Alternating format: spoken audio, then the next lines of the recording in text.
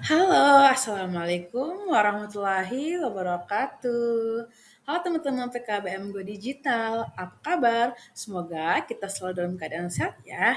Nah, kali ini bersama saya, Tirza Sadin, untuk pertemuan pertama kita Bahasa Indonesia, yaitu teks diskusi.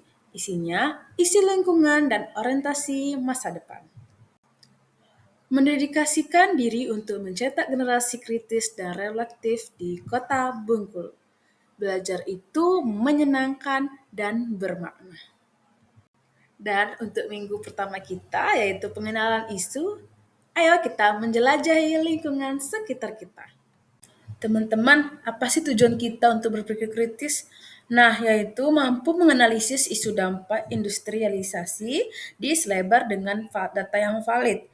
Kemudian, untuk diskusi aktif, yaitu bisa menyampaikan argumen pro dan kontra secara santun dan struktur. Nah, untuk konteksnya yaitu di Kecamatan Slebar, di mana Kecamatan Slebar ini adalah jantung ekonomi Bengkulu dengan pertama kawasan industri padat, kedua pelabuhan Pulau Bay, dan ketiga Bandara Fatmawati. Nah, mari kita amati debu batubara dan polusinya. Pernahkah kalian melihat truk batubara melintas di depan rumah atau merasakan udara yang terasa sesak? Tapi di sisi lain, pabrik memberikan lapangan kerja bagi ribuan warga. Teman-teman, apa sih isu itu? Nah, isu itu definisinya yaitu masalah yang hangat dibicarakan dan memiliki dua sisi pandang yang berbeda.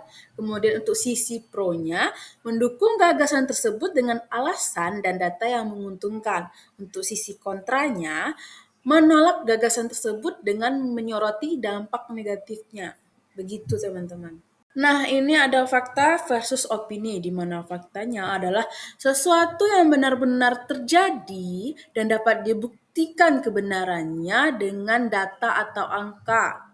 Sedangkan opini ini hanya pendapat, pikiran, atau pendirian seseorang yang belum tentu disetujui semua orang. Untuk data industrialisasinya itu ada ekonomi atau gajinya itu berada di 85%, kemudian peluang kerjanya 70%, dan kualitas udaranya 50%. Simulasi perbandingan antara manfaat ekonomi dan dampak lingkungannya. Nah, teman-teman bisa lihat tabel perbandingannya itu ada tiga aspek dan tiga juga karakteristik faktanya, serta juga ada karakteristik opininya. Sumber berita lokal, Rakyat Bengkulu. Kita akan menggunakan berita dari Rakyat Bengkulu atau Bengkulu Express sebagai sumber data valid kita. Tugas kalian adalah cari salah satu berita industri di selebar untuk dibahas di sesi tutorial. Nah, teman-teman, berbeda pendapat itu wajar. Yang tidak wajar adalah memaksakan pendapat tanpa data. Nah, teman-teman, itu ada etika berdiskusi santun, di mana pertama itu ada gunakan kata ajaib seperti izin saya menyampaikan atau dan lainnya. Kemudian itu mendengar aktif, di mana jangan memotong pembicaraan teman. Kemudian kita harus mengkontrol emosi kita, fokus pada masalah, bukan orangnya. Kemudian cari jalan tengahnya. Diskusi bukan untuk mencari pemenang, tapi solusi. Studi kasusnya untuk di lapangan kerja yaitu untuk sisi pro itu ada industrialisasi di selebar membuka ribuan lowongan bagi warga lokal, meningkatkan daya beli dan membangun infrastruktur jalan. Untuk sisi kontra itu ada pada polusi, di mana dampak buruk limbah asap dan debu batubara merusak kesehatan paru-paru warga, mencemari air sumur, dan merusak ekosistem mangrove. Nah, ini ada perjalanan kita untuk minggu pertama itu seperti saat ini, yaitu orientasi isu, kemudian riset data, kemudian susun argumen, diskusi publik, dan refleksi. Lanjut, berkesadaran dan bermakna, di mana kalian adalah calon pemimpin masa depan. Belajar berdiskusi hari ini adalah bekal untuk membangun Bengkulu yang lebih baik besok.